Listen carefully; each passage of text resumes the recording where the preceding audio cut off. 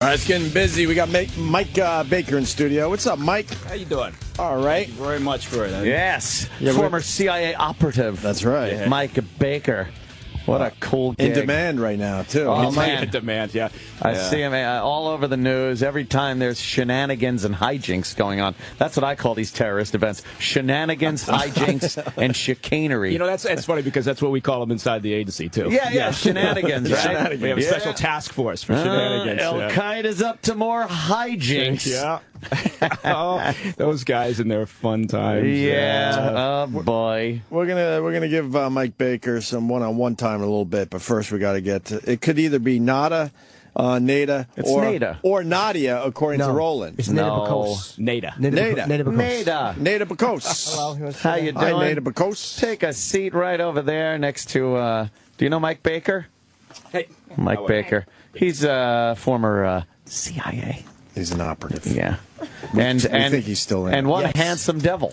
Yes. Well, that's why you have me on. Of course. I'm a handsome devil. Yes, it brings up the room a little bit. I look good sitting next to Jim. Right. The two of us Everyone together. looks good sitting next to me. Oh, Jimmy. Nada Bakos promoting Manhunt, the inside story of the hunt for Osama Bin Laden, premiering tomorrow on HBO. I get to see an advance copy of that one. Mm-hmm. Man, you realize what went into this.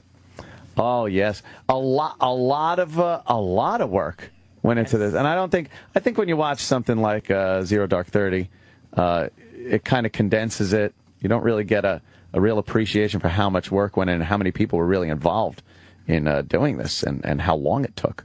That's what I think is so good about the documentary, is it really exemplifies that it takes a village to do this type of work. Yeah. And multiple agencies involved as well. How accurate was Zero Dark 30 as far as the? Because I remember in the book about the SEAL, what was it, No Ordinary Day or whatever, No Easy Day. They said it was a woman who was really targeting Bin Laden, and everybody thinks that's such a male thing, being in the CIA. How accurate was Zero Dark 30's the process leading up to it?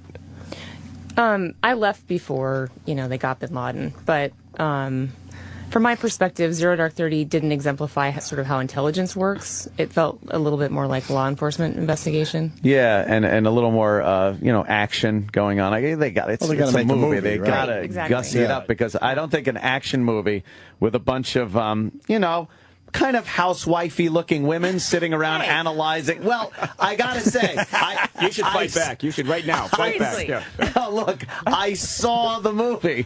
I'm just saying that a movie gives you the. I am in such trouble right now. Huge. Movie gives you the impression that there's A bunch of these schlumps. Bond girls walking around. That we all look like Jessica. Kind of, yeah, then they're kind of, no, you're very attractive, believe me.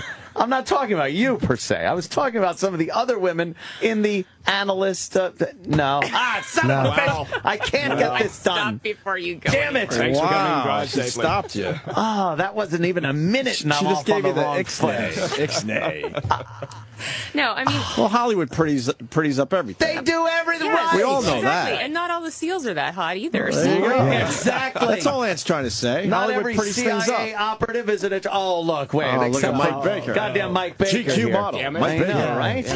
Son of a He bitch. dresses You know what, GQ, too. What was really interesting, I thought, for the movie, for the film of Zero Dark 30, was that the Senate up on Capitol Hill seemed to have a hard time understanding that it's a Hollywood film as opposed to real world. Because, they got upset about the interrogation scenario where the filmmakers appeared to leave it up to the viewers' ideas as to did this work or not. Right. And, of course, the Senate had just finished putting out a 2 million-page document saying that there was absolutely nothing gained from interrogation techniques. Yeah. And so then the Senate started demanding that the CIA come up and say, what did you tell those film writers from Hollywood?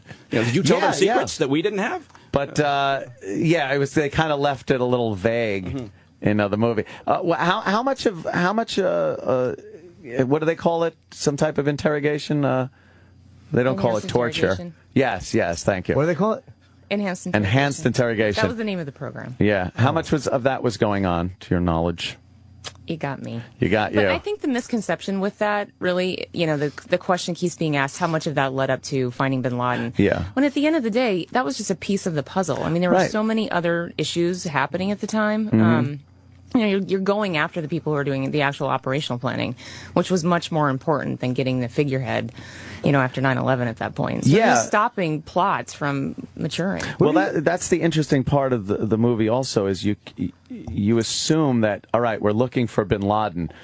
The question is, where's Bin Laden? No. You have to look so peripherally to people that know people that know people that know people. And it goes back to a messenger somewhere, or, it's the most innocent little thing, but it could lead you to the next step and the next step. So just very complex investigation that went on. Where do you think is that how you say al-Zawahiri?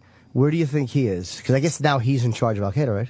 He is the figurehead at this point. Where he is, I couldn't fathom a guess at this point. Brooklyn. Yeah, Brooklyn. Somewhere in the boroughs. Yeah, it'd be funny if he was just Watch working. he turns up there. We go like, Mike told us. That was great. Thanks, Mike. You heard it here first. Yeah. What was your role in the CIA to let people know who you are and what you did? I started out as a traditional analyst in the Directorate of Intelligence, so that's where the side where you write, publications for the policymaker, like the president and Congress, and you're briefing people on the Hill. Did you brief the president? You get guys like Mike Coffey. Yeah. Oh my God! You got to walk over there and just smack him. Oh my God! I'm totally kidding. I'm teasing, of course. So then I moved over to the operations side and was a targeting officer. And what does that do? Targeting officer? So your job in the Counterterrorism Center is basically looking for terrorists to kill or capture. Would you'd write briefs for the president? Would you how'd you brief them to? Would you sit in the room and? So they have dedicated briefers that are assigned to each principal, and I did not become a briefer because I moved over to the operations side before I ever tried one of those positions. But yes, I wrote many presidential daily briefs. Hey, yeah, wow, really? That's a lot of pressure because you know that you're writing the information to the guy who really can. Absolutely. Make some One of the most compelling parts of the movie is the fact that there was so much information pre 9/11, yet that one just key, that piece wasn't there to get all the info you needed to thwart this horrid event. And in hindsight, it looks like, oh, it's easy. It's all right here. But how much pre 9/11 did you guys know? Like, how close did you get to knowing what was actually going to happen? So I wasn't in Counterterrorism Center before 9/11. I moved over after 9/11. But when you look at the PDBs that are out, and you can see some of the language that's in the 9/11. What's a PDB? I know it is, but the audience might know. The Presidential Daily Brief. So you'll see those in the documentary. I've read them myself. Yeah. In case our audience. Just for the layman. Yeah. So that's. I mean, you'll actually see the real PDBs in the documentary. Yeah. Not knowing the place and time, makes what are you going to do? How are you going to really prepare against something like that? At the same time, you're getting this intelligence, and that's the purpose of the agency, is presenting intelligence to the policymaker so they then can take action upon that intelligence. Yeah. So hindsight, no one really saw Bin Laden as that big of a threat until 9/11. Did you think the CIA got because I knew as soon as those planes hit, I literally knew it was Osama Bin Laden. I remember talking to my girlfriend at the time and saying that's Osama Bin Laden. I just knew it. And so there was enough. Shut up. Yeah, exactly. Because I was pointing at my other roommate. I thought it was him. I just didn't have a very basic knowledge of who was who in the world. So they kind of knew that he was a problem. Did you feel like the CIA got thrown under the bus for what happened, or the FBI, or how they quote unquote didn't share information? Was that bullshit that they didn't share information with each other? There were bureaucratic walls up. I mean, that was true. And I think the things that they didn't focus on, as far as, the blame game, it shouldn't have been specific people.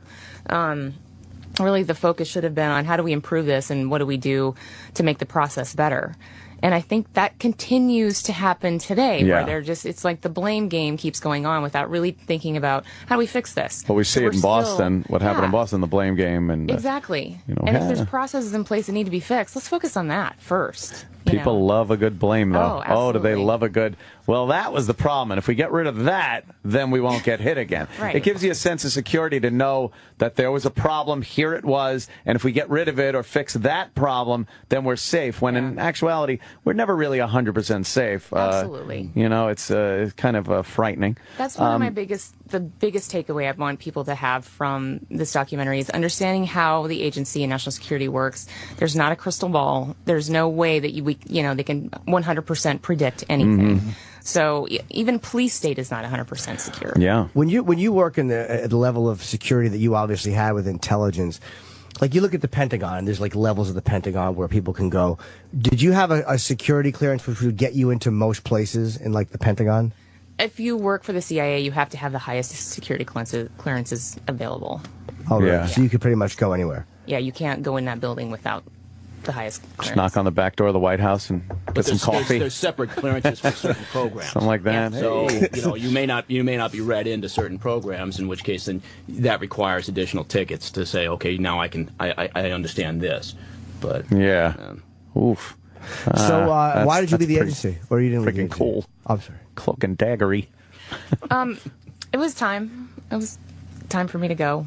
I just started realizing that this was kind of taking over my life, and I want to look for other opportunities. What are you doing now? Huge part. So I'm working on a book, trying to develop a fiction TV series loosely based on my experience, and looking for the next opportunity.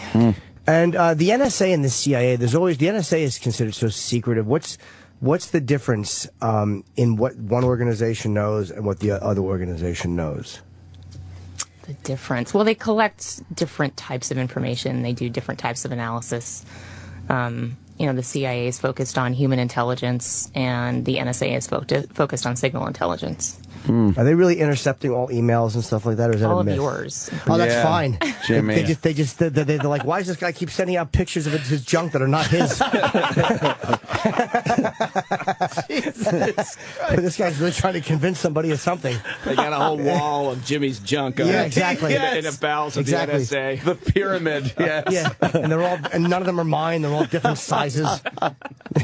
Oh boy. One thing also that was really an amazing film. I really enjoyed it. The guilt that came into play with some of these analysts that did have a lot of information but not those key pieces to put it all together, had this horrible feeling of guilt afterwards that they, did they try hard enough? Did they dig deep enough to try to find this info? You must have spoken with these people. How are they dealing with it now over time? Did it get better? Are they still feeling that way? I think, you're getting this specific firsthand account. So everybody had a different reaction to that. Some of the analysts who were still there and they were original Al-Qaeda analysts, they had a very different reaction to how things played out after 9/11. Some of them didn't feel that kind of pressure. So, I think at this point, they just stayed focused on their jobs. The people that are still there are still doing this work. Wow. Do you think women's roles, because they talk about how women make good analysts, but you typically don't think of that. Until recently, no. You don't normally think that women, are smart enough to be analysts. Is that what you're saying, Jim? No, you don't associate, whenever you see movies, you very rarely see movies where it's just, a woman poring over data who actually nails the guy. It's always, some... Or Jane Bond. Yeah, exactly. It's always some debonair fellow who figures it out. But do you think, women's role in intelligence community is kind of now being seen more accurately, that, it should be seen? Kind of.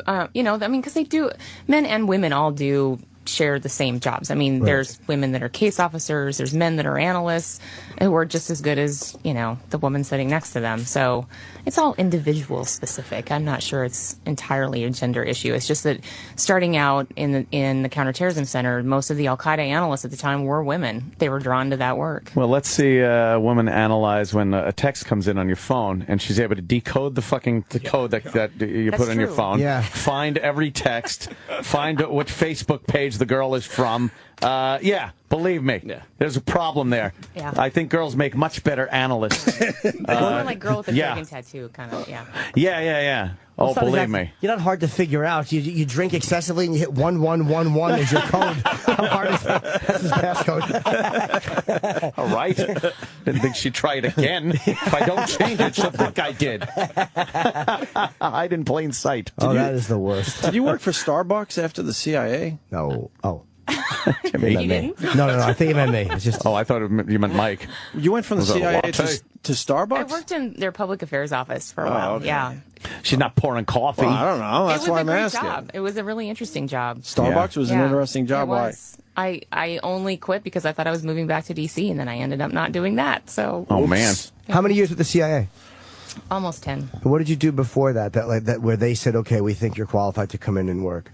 Well, I had done some grad work overseas, and I had worked for some international companies, some mining companies. Oh, boy. All right. We know what that means. Enough said. Enough said. No shit. When you leave the CIA, Make some phone calls still. Do they give you a speech, or how do you, what, do you have to sign something so you'll never disclose what you've learned here, or what is it that you do when you leave? You get guardrails that you have to stay in between a little bit. And you just, as long as you don't talk about classified information. Jimmy thinks it's a reality show disclaimer that you got to sign.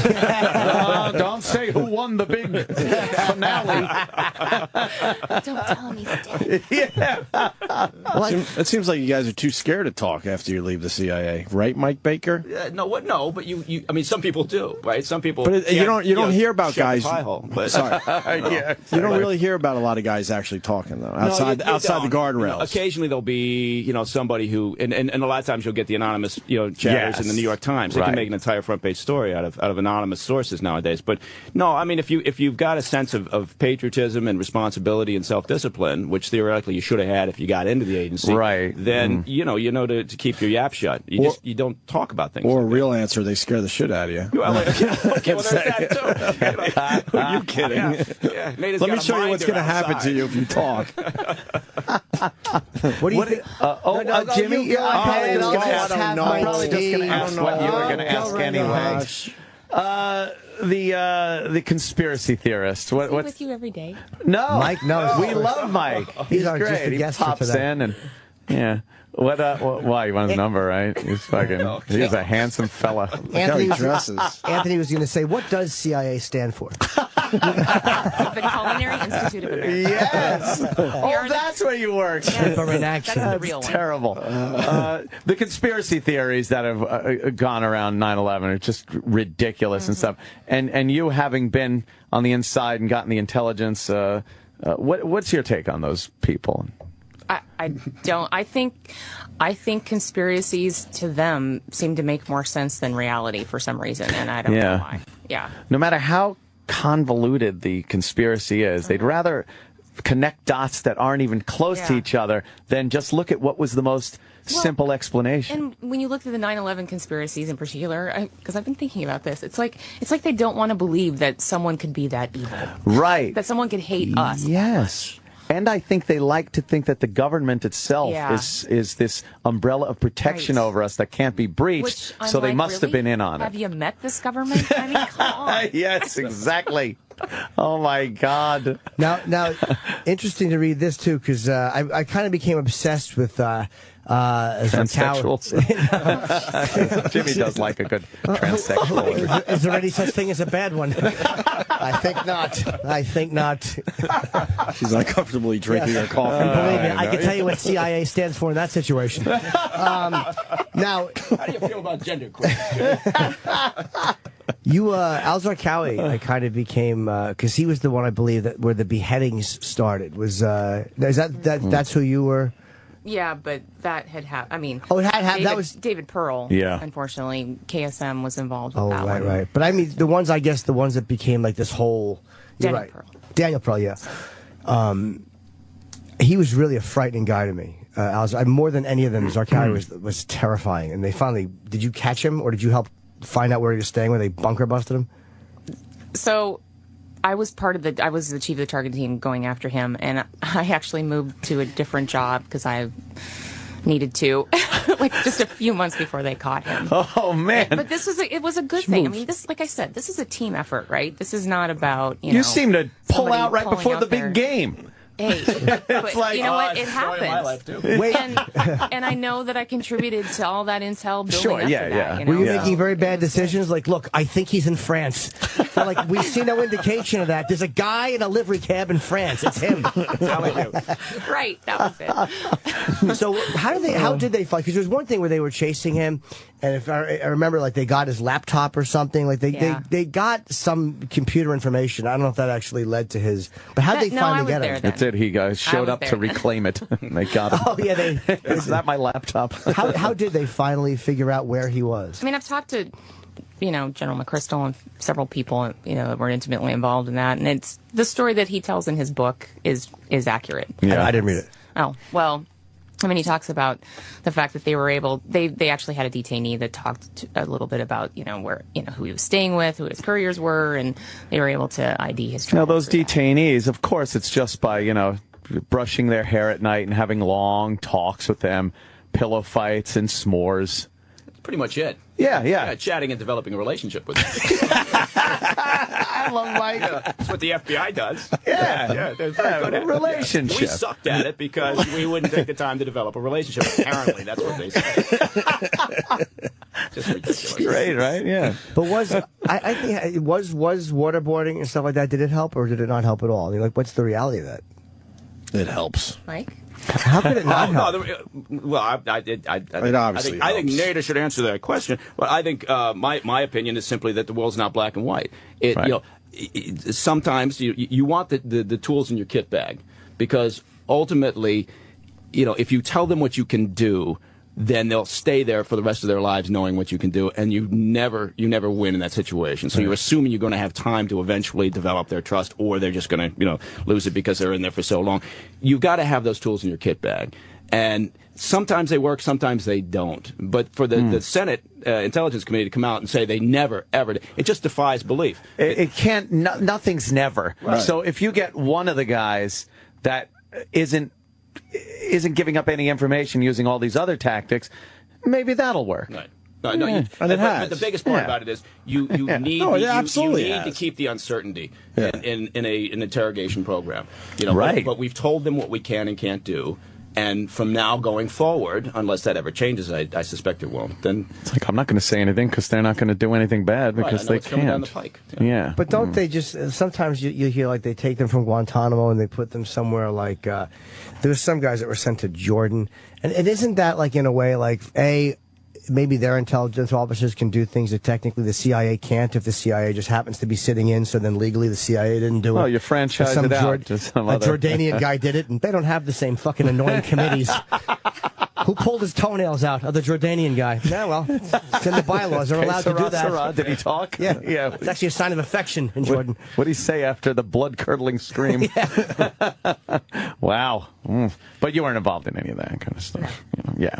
Now, Al-Zarqawi, when they got him, who took over after him? Because he was killed pretty quickly. Yeah, it was his number two. I mean, he had a whole inner circle that he came into Iraq with that he had actually had in the 90s at Herat, Afghanistan. So he goes back. Henchmen or flunkies? Minions. Minions. Lackeys. Wow. So the beheadings, do you think that actually, because I tell you, I performed in Iraq once and it stopped me from going back. I did it in 2003. And then the beheadings started, and I was like, what if I'm in a helicopter going from one base to another and we go down? It just scared me too much to go back. So, oh, my God. Yeah. Jim Norton, that would be terrible. I know. You would have charmed them. Yeah, but it wouldn't even, here's the humiliating part, it wouldn't even put a dent in the comedy community. Nobody would just blip, nothing. But did that change anything for the way you guys did business, knowing that like contractors and stuff were going to face that fate? Well, all of his brutality. We certainly had plenty of incentive to find him. But yeah, I mean the beheadings. I mean, he was just such a brutal person. To go through all of that and all the hostages, and yeah, that was incredibly nerve-wracking. How long before they got Bin Laden were you out? I probably had left. I had been gone for at least 2 years. 2 years. Now, when you heard that he was, when you heard that he was killed, and how it went down, were you able to see any of the information that you had supplied in that mission? Were you able to yourself go, oh, yeah, we kind of knew that was coming? Or I mean, I knew back in 2004 some of the stuff that we had done contributed to helping find him, but you know, when they first got him, my first instinct was this is a good thing. This might be closure for some people, but at the same time, this isn't going to stop an entire organization. No, I think that was a false assumption by some people that, you know, once you get him, and then it turned out he's just some old guy sitting there watching porn, little TV, watching porn, and and the Jersey Shore. So with really a very limited ability to communicate with anybody either. So, you know, what good he was to the organization. I think it was a good kind of taking off the figurehead's head at that point. But, as far as really doing something to destabilize the element there, I don't know. I think, you know, getting rid of many of the core members has certainly helped destabilize Al-Qaeda. It's got to be frightening for the next guy coming up to know that the guy you're replacing was driving to fucking dinner. And something that wasn't even visible or you couldn't hear it just blew his car up. That's got to be a little nerve-wracking to a guy when he, you know, or just walking out to take out the garbage or whatever it is. Frightening. So that's good. It's also a good recruiting tool because there's always constant headroom, right? Yes. So, you know, room for advancement. I know with my company, that's what people always ask. You know, is there a chance to move up? And I said, take out the top guys. Yes, plenty of room for advancement on those recruiting posters. That's probably what they say. Hey, look at that. Were you surprised he was in Pakistan, or had you suspected that? At that point, guessing he could have been anywhere. Wow. You really had lost track of him, though, after what, Tora Bora? But I wasn't focusing specifically on Bin Laden. Right, it was, my first. How close was Bush to getting him? Wasn't there one point where they said that Bush was really close in like 2001 or the end of 2002? And what happened? Why didn't that come, you know, he just got word or he got out in time, or what was it? Go I mean, you may be talking about Tora Bora. Of course, and that was an incredibly successful, you know, strategic mission to go in there and do exactly what we want to do, which was rout the Taliban and you know, try to kill as many of those responsible for 9/11 as possible, and that worked very well. But you have to understand it's like the mountains of the moon. And you know, people said, well, oh my God, how come you couldn't find him? He's a tall dude, and he's over there, and you just should have gotten him. And it's the same thing with it's the same thing with everything, right? That you right after Boston, now we've got a nation full of counterterrorism experts. And so it just happens. It's understandable because people are so emotionally invested. But and I think people can't really conceive in their head what that mountain range looks like. And you just think, well, it's a little mountain cave, and you fire a missile in, and he's dead. Fly over the Rockies and look down and be like, well, a guy is somewhere in that. It gets a little complicated. But I mean, I'm from Montana, and the mountains there are intimidating. But when you're in Afghanistan, those are crazy mountains. Crazy mountains. Stop with your technical jargon. Yeah, exactly. I think he's in the crazy mountains. He's somewhere in the crazy mountains. There is a mountain range in Montana called the Crazies. Is there the Crazies? Would the presidential briefs have that official language in it? Those are some crazy mountains. What does she remember, mean? Not all Tetons are Grand Tetons. Yes, exactly. What does she mean when she says we're shit out of luck? What does that mean? Oh, my God. Did you ever make a mistake in a brief that you look back on and you say, I briefed them and we found out the information was incorrect and you had to go back and correct it? Never. There you go. When you write a product, it goes through lots of coordination. And mine typically went out to large part of CTC before it because it was touching big topics in Iraq. Yeah. Well, not even a mistake you personally made. Like when you look back, like they thought when Colin Powell was, in the UN saying that it was a uranium truck, and it turns out what was a, fucking hot dog sale. Good humor, man. That's a good question. I was on the team that on the analytical side at the time, looking at evaluating Iraq's connection to 9/11 and Al Qaeda, and we didn't find one. Did the government pressure you to find a connection? And we didn't. Well, I mean, we did our job, right? And we did have an unusual experience with the government. I mean, having the vice president come to the agency is not typical. At the end of the day, we stood our ground and said, this is our objective evaluation of the fact that we don't believe Iraq has a connection to 9/11 and Al Qaeda. So it didn't change our analysis or our So the vice president came to, so Cheney came, and what did he say? Hi. How are you?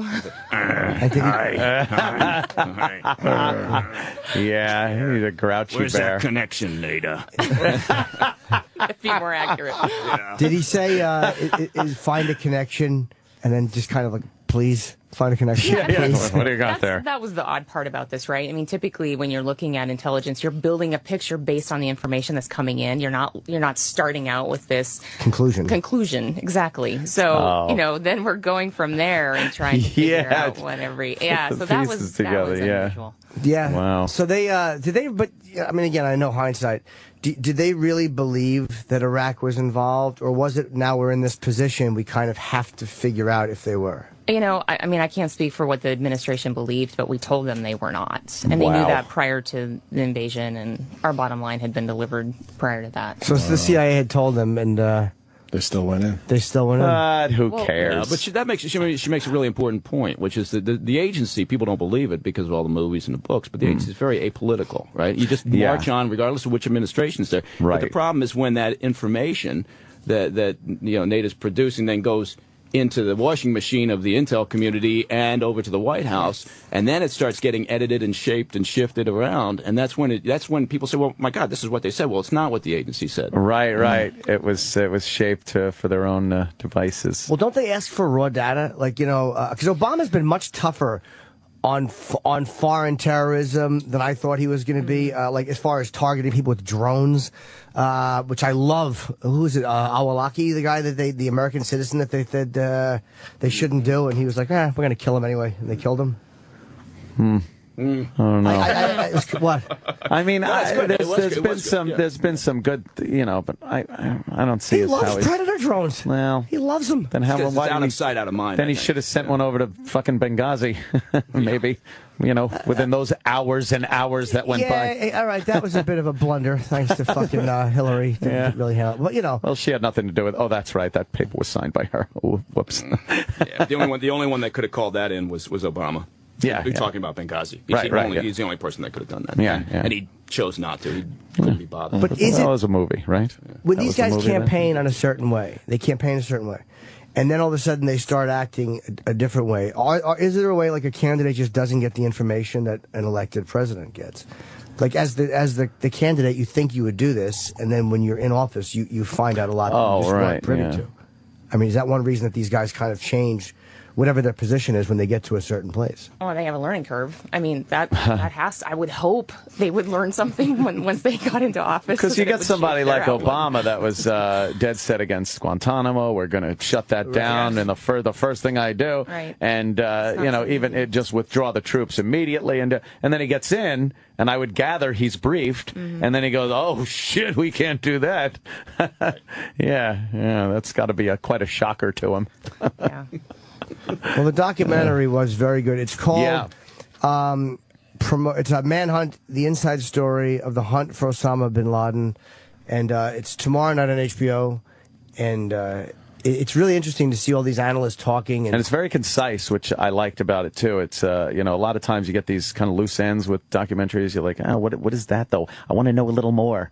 It really does walk you right through, the events leading up to 9/11 and then after 9/11, the hunt for this bastard. What I like about it is it's storytelling, and it's the first-hand account. So it's I think Greg Barker, the director, kept it fairly apolitical because he just let us talk about our experiences. Yeah. It's through our lenses, and it's for the audience to decide whether or not they, agree or disagree with the subject matter and how we felt. But he kept the political discussion out of it, which I thought was very fact-based. It's not really open for interpretation. It's here's what happened. Right. Here it is. From our point of view. Yeah. Definitely. And you're on Twitter. You're Nada Bakos. Am I saying it right? What kind of name is that?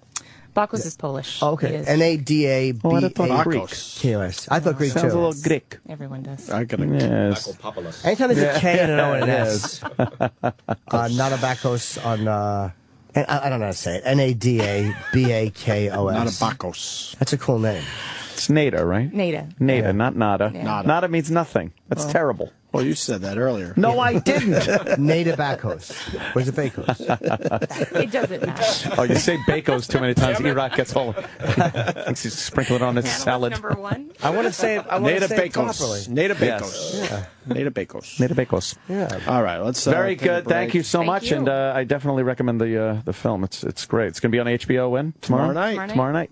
Cool. Thanks for coming in. Yeah, and we'll be back with. I want to talk to Mike about the Boston antics, hijinks, and shenanigans that went on up there, and a few other things. Stick around. Thanks, man.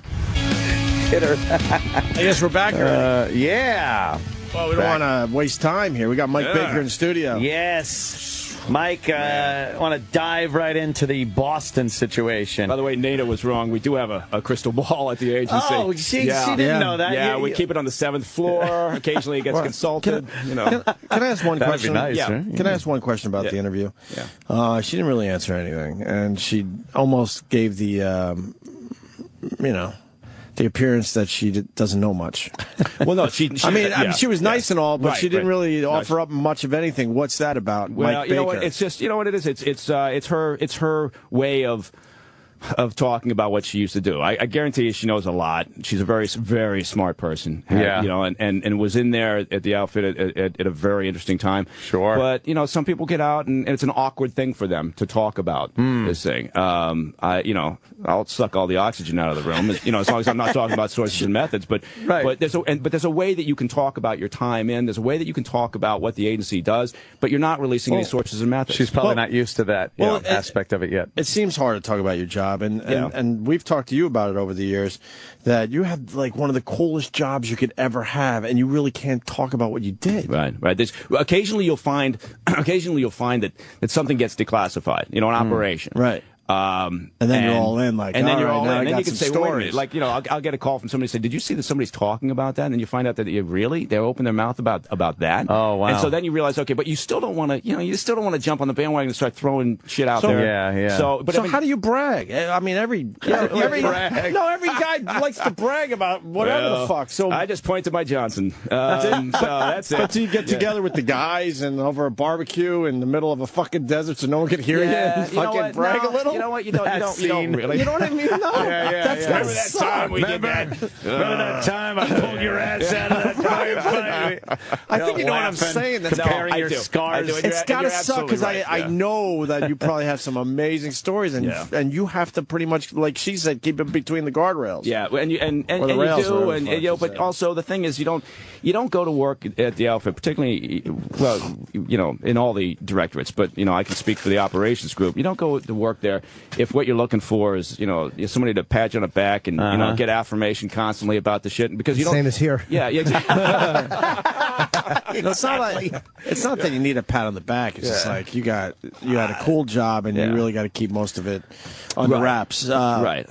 With that said, what's up with the Boston Marathon bombing? You think there's more people involved? Yeah, definitely. I think it's when I say that, let me qualify that. I think it's inconceivable that anybody at this point, unless they're just stupid or they're following some policy line, would say that Tamerlan, the now dead older brother, didn't receive training while he was over in Dagestan. Right. And so when I say there's other people involved, I'm not saying necessarily that there's a support cell sitting in Watertown or somewhere that helped him construct these things. But what I am saying is that, look, they started to self-radicalize, right? And then, because of the connections to Chechnya and Dagestan, where the mom was from, these two, if I'm a jihadist, these are exactly who I'm looking for. Just like if I'm a Chinese intel officer, I'm looking for a Chinese American to target. Right? Exactly. There shouldn't be any mystery there, because you're looking for leverage. You're looking for some touch point that you can influence them. And the jihadists for a long time now, and I'm not just talking about Al-Qaeda, but radical Islam has, for years now, have been making a very aggressive, concerted effort to reach out and influence, usually through social media and internet, and the ramblings of the psychotic imams that they've got, to influence people just like these brothers. And whether they self-radicalize then through all the work that the extremists put out there, or whether they actually then make contact like Tamerlan did, and they get training and they get some resources, it doesn't matter, because the end game is still the same. You get a terrorist who commits an act. Exactly. And now you got the guys already here that you're influencing. Right. You don't have to now go through the step, which is pretty hard these days, of importing someone to the United States. Bringing them over. They're already here. It's a lot easier to electrically connect with this person. Right, and they've done this in Europe. They've had successful attacks in England and Spain and France. They've even said that this is what they're trying to do. They've said we need to get people that are already there. And they're also the lone saying wolf says the bombs were more complicated than we first thought. You know? Right. You don't just put this together. No, you would have to try it out a little bit and figure out some things. You know. And it's not a guarantee it's going to work on the first try. No. So they're trying to figure out where the fuck were they practicing this shit and trying it out to make sure they got everything right before they place the bombs. Yeah, not like the pipe bomb in a planter kind of a thing. This wasn't one of those. It was pretty sophisticated as far as the electronic device. But at first the media's saying it's so easy. You can just read about it on the internet and next thing you know it's going to happen. Oh, that's what. Now they're starting to say there's no way. You really got to know what the fuck you're doing. The entire media now is all action jackson, right? You know, how come you weren't on top of these guys breaking the Constitution and doing more and surveilling them, you know, when you had no cause? That's something that the FBI's been getting kicked in the ass constantly because of this. And here's the thing that I'm amazed at. A lot of the media standing around saying, well, look, the Russians, they tried to help us. They tried to help us. Well, the Russians, you know, they've had a brutal conflict with Chechnya for years. It's a separatist issue. They don't give a shit about radical Islam. They care about the separatist issue, right, from their perspective. And Dagestan is the same way. Dagestan's got a really serious radical Islam problem, but they've got the same concerns there. So here's what the Russians have been trying to do for quite a while. They've been trying to link the separatist issue with terrorism, so that everything they do in Chechnya, they can put under the banner of a war on terror. So they can go in there and blow the shit out of the place and say, what's the war on terror? And now the White House has been completely played by Putin yet again, who, you know, the White House is now touting, well, we've got this new aggressive cooperation with Russia on the war on terror. Putin has got to be just sitting in his office jacking off happy as a clam, right? Yeah, we can now just do whatever we want with these guys with impunity. And the Russians were wiretapping this guy. I guarantee you, they gave a name and a date of birth and said, do you have anything? And I guarantee you, by that time, they already had a file because they'd been tapping him. And then he goes over to Dagestan. You don't think that the Russians were crawling up his ass the whole time he's over there? They got a massive file on what he was doing. He came back here in 2012, and of course they couldn't be bothered. Not that we expect our allies to help us out in any way, but it's the war on terror. Right. So, but meanwhile, everybody sits around and goes, well, the Russians were trying to help, and the FBI fucked up and dropped the ball. Yeah. I don't get it. I don't get it. Anyway. No one digs that deep into the story. Yeah. All they see is, well, the Russians try to help and we drop the ball. Yeah. But God bless those Russians. Putin's always helping us out. Yeah, well, the kid's mother said he didn't do it. Oh, God, that woman. And now she apparently was on a terror watch list.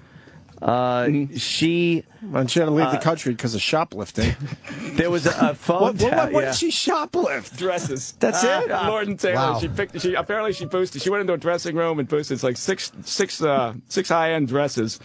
You know, cut the security tags off of them and tried to walk out the door. And they got her. Yeah, she showed up for a couple of court appearances, and then the last one, I guess she just got bored and she left the country. Isn't that a coincidence, too, that the cameras on the Lord and Taylor outside of the marathon were some of the cameras used to identify these sons? See? Conspiracy theory. Little vengeance. Yeah. I think it's more karma. She robbed from Lord and Taylor. Lord and Taylor robbed her of one of her sons. Ooh. If not both. Good. And what about the female DNA found on the bomb? Oh, yeah. Well, you know what? Yeah, that could be. That could be pretty much anything, right? Right. It could be a sales clerk who sold the thing. It could be. So why are they releasing that like that? Knowing that it could be pretty much anything at this point. Well, I don't think you just can't keep any freaking secrets anymore, right? No. I mean, the media's got this insatiable desire for information. But where are they getting the info from? Somebody talked. I know exactly, and that's the problem. They're always talking. Yeah, you can't. And keep then the secrets. media goes with it, right? And you saw that from the very beginning. Once those explosions touched off, you know, they were constantly, misreporting information. Yes. Do you think these our sources are telling us? Do you think these brothers truly thought they could have been in disguise like that, and the cameras weren't going to pick up a good shot of them?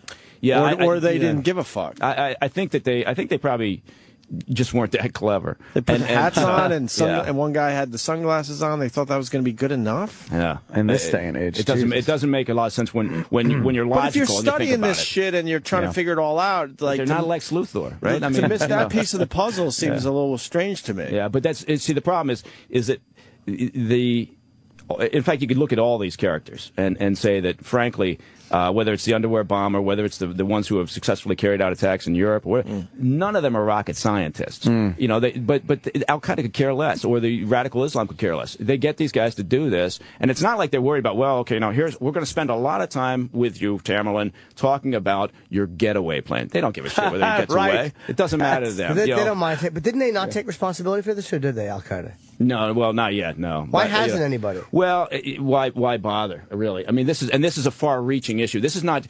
We got ourselves in a box talking about Al Qaeda. Like that's it. There's just Al Qaeda. Right. Over and above that is radical Islam. And Al Qaeda is an element of that, and there's others with the same sort of agenda. You know, let's create a caliphate and kill all the infidels. When we talk about Al Qaeda, we do kind of limit ourselves. There's other organizations out there. But above it all is this. You can't call it a theology, but there's this idea of radical Islam extremism that's out there, looking to kill as many infidels as possible. Yeah, I don't understand why we need this connection with these card-carrying Al Qaeda members when if Al Qaeda and radical Islam influences these people, like these two brothers, what's the difference? It's just becomes semantics at that point. No, I'm sorry to interrupt you. Yes, please. Here's what it is.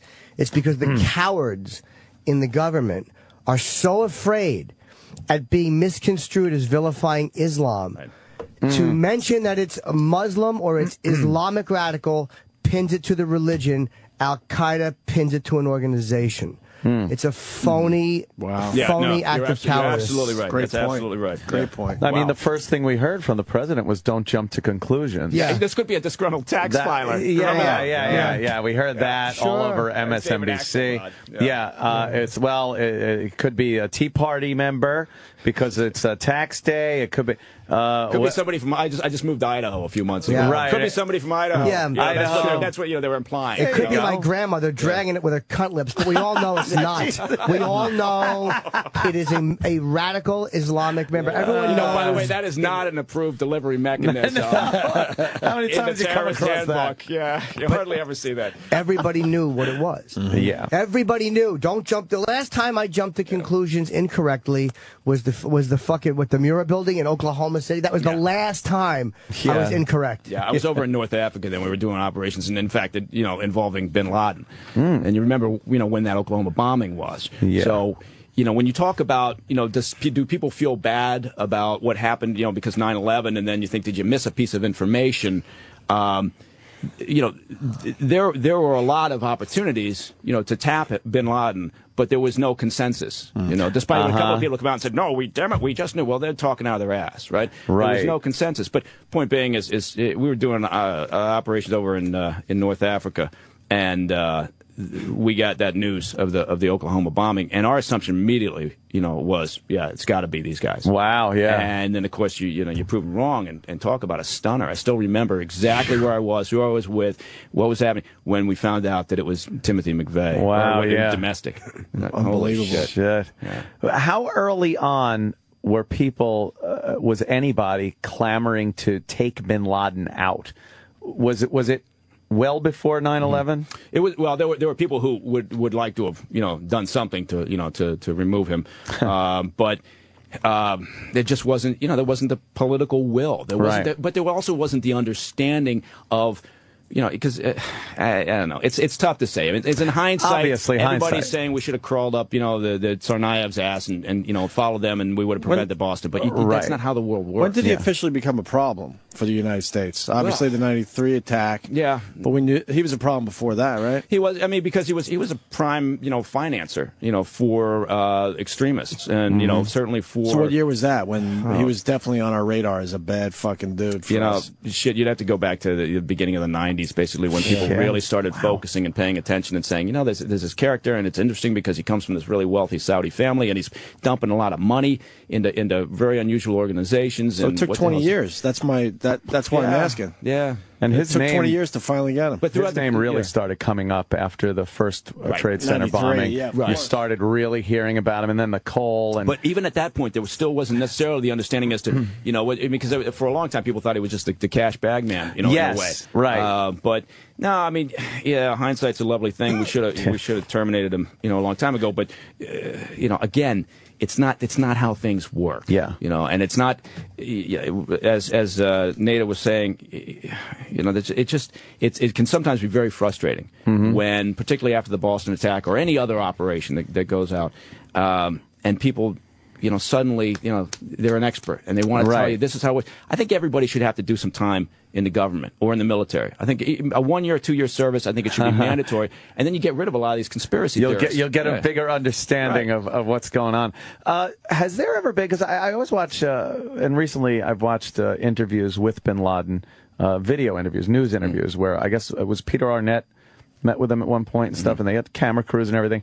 Has there ever been talk, a little scuttlebutt in the agency, of sending a fake news crew, really trying to garner a relationship and get a news crew in there that is sole purpose is to assassinate that person? That's a clever idea, and I'm gonna put that forward. We have a suggestion box that's just outside the agency, and I'm gonna drive by and drop that off because that's a hell of an idea. Yeah. God bless you for coming up with that. I don't know what the hell we were doing. Anything I could do to help my country. Thank God. I'm right on it. So what you're saying is a news crew, a documentary crew, right? No, that's a great idea. Believe me, we do anything we can do, anything the agency can do, they will consider. But there's a risk versus gain, and there's a lot. The CIA is the most, and people are going to laugh about this, but the CIA is the most transparent intel organization in the world. We got more checks and balances on us than any other intel service around the world, and. But they're an incredibly creative operation. And the operations side, it's amazing some of the crap that they do. But it's always after this risk versus gain. Right. And they look at it, they think, so yeah, ideas like that, what you're talking about, believe me, there are sessions where you're sitting around thinking, what's our objective? What's our task? Hey, okay, who's got an idea? And you're just throwing shit out there. Right. And you'd be surprised some of the crap that's happened. I have an idea. Yeah. Oh, how about the next time one of those news things is happening? Yeah. You put some sort of a very small tracking device in the camera, so when the news people go to do the interview, you've got a readout of exactly where they are. Oh, Mike. Yeah, well, you remember what happened just before 9/11? With the Afghan. We had a guy named Massoud who was an Afghan. Warlord basically. Yeah. But he was our warlord, damn it, and he was a very influential character. And essentially, what happened was just prior to 9/11, Al Qaeda blew him to hell by a camera that went to interview him. They had the explosive device in the camera. And they touched it off during the interview, and it was and you look at that, and that was just prior to 9/11. But who's going to look at that and go, well, you know what? I'll bet that's a precursor to flying planes into these buildings. We took our candid cameras. Fanny Flag is out here with an explosive camera. Watches the fun and hijinks start. Why not just a tracking device, not one that blows up? Yeah, well, I like the one that blows up better. Yeah, the old exploding camera gag. Yeah, you can't. Some of these people you just can't kill quick enough. I hate to say that, but I don't hate to say that. Who was the guy that Israel got with a phone? They fake mugged him, and they put an exploding cell phone in, and then in Mugnia. Yeah, that's fantastic. Held it right up to his head. Yeah, that was another thing. That was fantastic because here we had Hillary Clinton was just there. She was just in Damascus in Syria, right, talking about how she loved this Assad, he's a linchpin here to the Middle East peace process. Meanwhile, Mugnia, who was one of the worst of the worst terrorists, was basically living in public. In Damascus. Yeah. And so Hillary Clinton leaves, and shortly after she leaves, Mugnia's walking out of a school function and is just blown to shit. But there was nothing from the White House saying, well, I can't believe Assad was harboring this incredibly bloodthirsty terrorist. That doesn't make any sense. No, they didn't do it. And we didn't even get a chance to talk about Syria, which is a complete mess. Yeah, I know. Yeah, Syria. And quickly, do you think there's chemical weapons being used now at this point? Yeah, I think they the white foam coming out of the mouth. Obama set a red line. Yeah, and let me tell you something. I got 3 little boys. The middle one, Sluggo, who's 3.5. If I give him a red line and he crosses it, I better kick his ass, right? because otherwise I'm done. Right? I'm Sluggo's bitch for the rest of his natural born life, and it just happened. Not his name. And so it's his name. And so I think Obama sets this red line, and now they're in a box. Now they don't know what to do.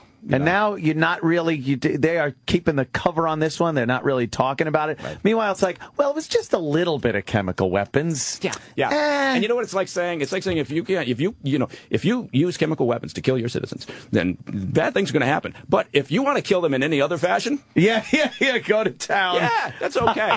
So he's done this. There's all sorts of problems here. The rebel opposition, which at the outset of this whole conflict over 2 years ago was actually legitimate, has now been overrun by Al-Qaeda and extremists and others. We have no confidence that anything we do would have leverage on them. They're just looking to say, look, this is our next playground. Right. Assad's got one of the world's finest air defense systems, courtesy of Putin and the Russians. And so it's not as simple as just saying, hey, we're going to fly in there, or the Israelis are going to fly in there, we're going to take out these chemical weapons stores. It doesn't work that way. So they got a serious problem going on. And now here. the longer this goes on, also, the more bad elements get in there on the opposition side to get their little piece. Or, so if they think after this revolution there's going to be this stable country that's got another, another bunch of, it's like the, situation in Egypt. Yeah, how many Christians can we kill today? Yeah. Thank God we live in America. Oh, yeah. Sounds exhausting to live anywhere else. That's why I moved to Idaho. It's you don't have any crises in How is drama. Idaho? It's fantastic. What's good about Idaho? Oh my God! The first thing is it's as simple as pie to get your concealed carry permit. So, and then it's the fishing, the hunting, the rafting, the climbing, the skiing is insane. The people are terrific.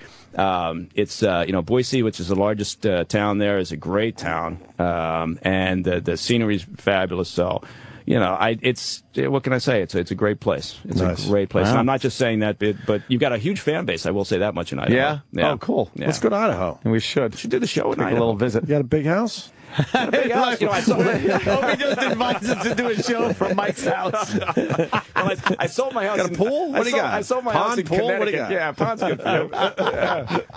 I will say real estate prices in Idaho are a little different than Connecticut. Yeah, I don't doubt. Yeah. Nice. It's that whole leaving your whole family behind. There's obviously better places to live, but then you got to leave the family behind, which sucks. I didn't. I moved the family with me. Oh, the whole family. I mean, there you go. I'm kidding. The extended. I do take this another way, though. What the fuck does Mike know that he's moving to Idaho? No kidding, but I didn't want to say that. All right. I think it was obvious to everybody in the room. I think we should I look want into this. all the listeners to come out and visit me at the compound. I'm there. All right, Mike Baker. Mike, what are we promoting? Always great having you on. What are we promoting, though? He's got to promote his company or something. We're promoting diligence for all your intelligence and security needs. And then I'm actually working on I'm going to be one of the hosts of a new Travel Channel show. Oh, cool. That's we're starting filming in this month, actually. Awesome. Good for you, man. Send you all over God's creation there. Yeah. And it's just in the U.S. Okay. So that should be a lot of fun. But no, thanks. I never want to really promote anything while I'm here. This show's fantastic. It's a lot of fun having you, and also pretty insightful. So thanks, Mike Baker. Jimmy, what do you got? Well, I have a pluggeroo. I was wrong. Not this weekend. It's May 10 and 11. I will be at Wise Guys in Salt Lake City, Utah. Tremendous gig. Yeah. Tremendous. Yeah. A real Weisenheimer appearing at Wise Guys.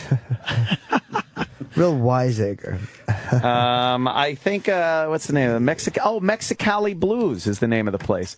Mexicali Blues. Grateful Dead song. Is where me and Joe and Rotgut on May 18th will be performing. So 2 weeks from Saturday. Just follow my Twitter, Anthony Cumia on Twitter. Yeah, motherfuckers.